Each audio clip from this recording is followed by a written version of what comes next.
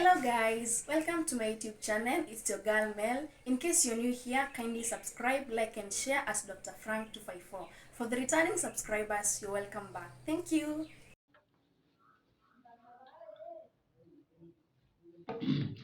Okay, thank you, my people. Thank you for always being there. You have been very supportive to me in subscription, sharing my content, and also watching. Now, welcome again to this channel. I want us today to look on the issue that is affecting every Kenyans right now. We bring things that are affecting Kenyans, the things that are affecting everybody, the things that affect our daily lives. Now today, I want to look at the report, or maybe let me call it a review that was done by the Department of Immigration and Citizen Services. That is social services this department is under the Ministry of Interior and National Coordination that is led by SCS Professor Kithure Kindiki. Earlier this week, they released a memo which was sent to various government institutions, whereby it is a review or a directive that took effect. Actually, it took effect 1st March 2024. In this memo, it is showing various changes on services that should be rendered, that should be given to the mwananchi, that is Kenyans. These are revised fees by the government, fees that will be charged when you want government services.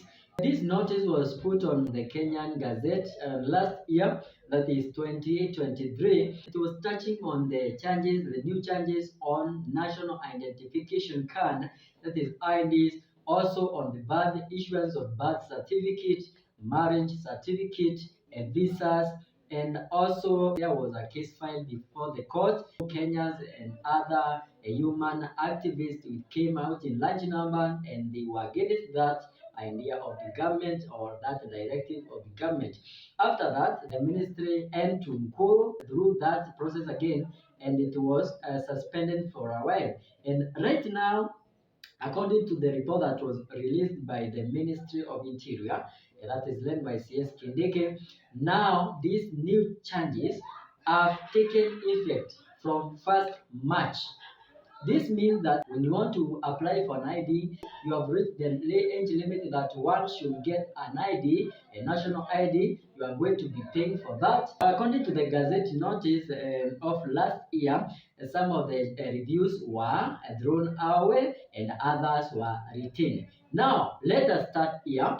If you want to have a national ID, identification card, and remember this one is very essential, because in everything you do, if you want to apply for a job, if you want to do anything that pertains government, if you want any government services, you have to be having a national identification card.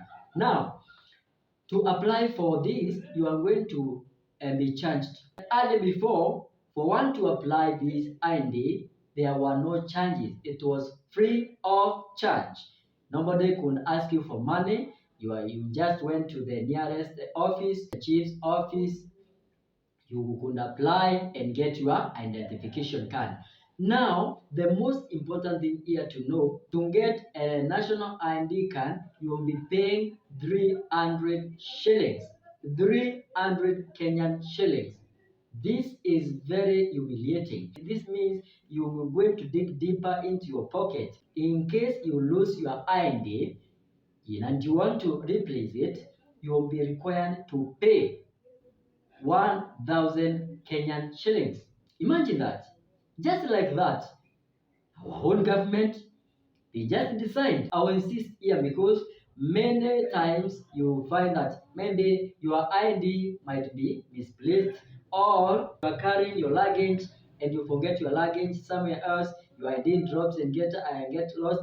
Now you will be paying for that, and God forbid, unaweza kutana hata na wakora jiani wakunyang'anye kibeti, wakimbie na kila kitu. In case kama ID yako ilikuwa pale ndani, ni kumaanisha kwamba wewe utahitajika kulipia 1,000 shillings so that you get a new ID, that is replacement. Let's move on the issue of birth certificate and also death certificate. Before these reviews were made earlier, for one to get a birth certificate, you are required to pay Kenya shillings 50 shillings.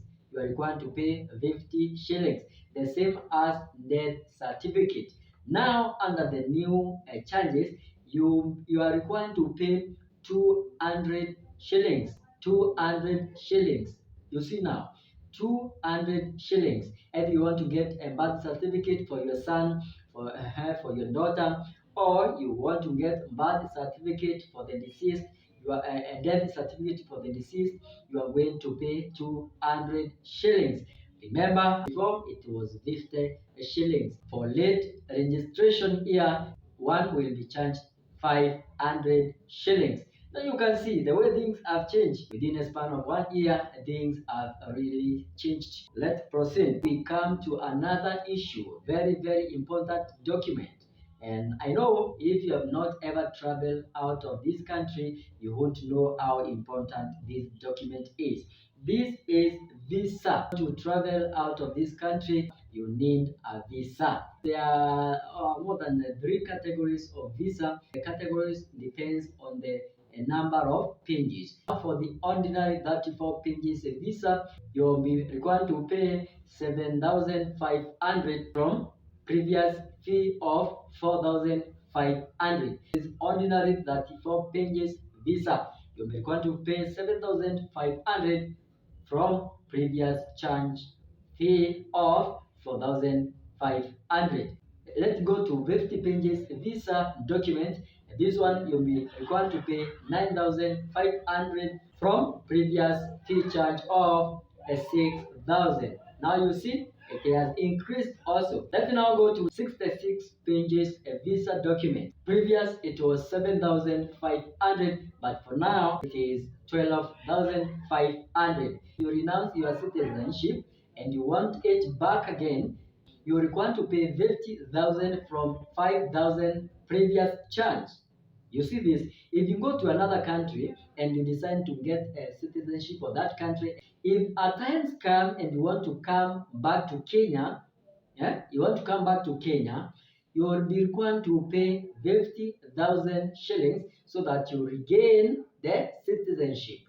And previous it was 5,000 shillings. You can see the way things are going. Remember here, if this passport gets lost, replacing this passport will be required to pay 20,000 shillings from previous fee charge of 12,000 shillings. You can see, according to the government, they are saying these charges are aimed at enabling the government to achieve its target of this financial year a budget of 2.6 trillion. So they want to achieve this target of getting this amount of money. That's why they have increased all these charges.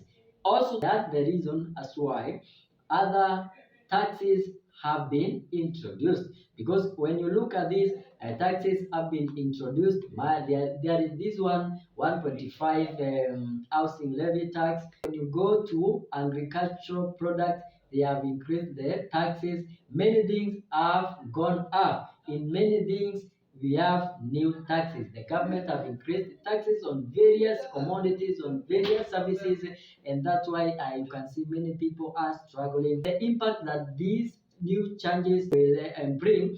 First of all, there are many children who comes from marginalized communities. This means even going to school for most of the students, most of the pupils, they are not going to go to school because if you don't get 300 to register, you are not going to go. Yeah, you will not go. And remember, all those students who are going to join colleges, you have to have the ID. Kwa kifupi nasema hivi, serikali imeongezea malipo ambayo yalikuwa yanalipishwa huduma za serikali ikiwemo cheti cha kuzaliwa, cheti cha kifo na pia vyeti vinginevyo. Kwa hivyo ndio nasema kwamba kama umepoteza ID yako kwa sasa utahitajika kulipia 1,000, na kama ni mara yako ya kwanza unataka ile ID utakuwa unalipia 300. Ndipo tunasema kwamba hatua ya serikali kupandisha ama kuongezea malipo ya huduma kama hizi ni hatua ambayo itakuwa inafinyilia Wakenya wengi sana. Ukikumbuka kuna wale ambao wametoka katika communities ama jamii ambazo hazijiwezi. Kuna wale ambao hawezi kupata hiyo 300. Hiyo 300 unaona kama kitu kidogo. Kuna watu ambao hawezi pata kwa sababu wale wengi wanatafuta hata watapata hiyo pesa namna gani waweze kupata chakula cha kila siku.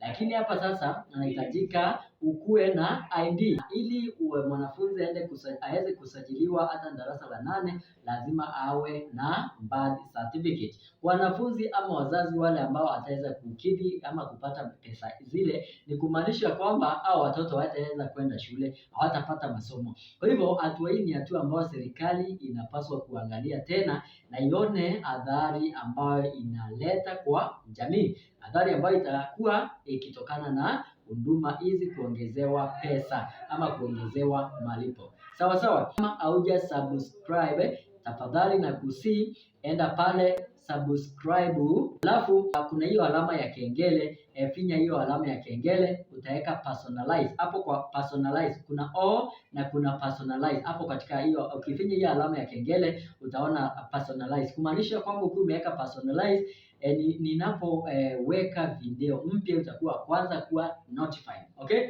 Enda pale katika comment section, achilia ujumbe wako pale, nitakuwa na uangalia. Unaweza acha ujumbe pale, comment ya kwako pale. Kama kuna kitu nataka niweze kuchange, kubadilisha ama kuongezea ama kutoa, pia unaweza kuacha katika ujumbe wako pale. Nitakuwa nafurahia sana. Bye bye. Bye bye.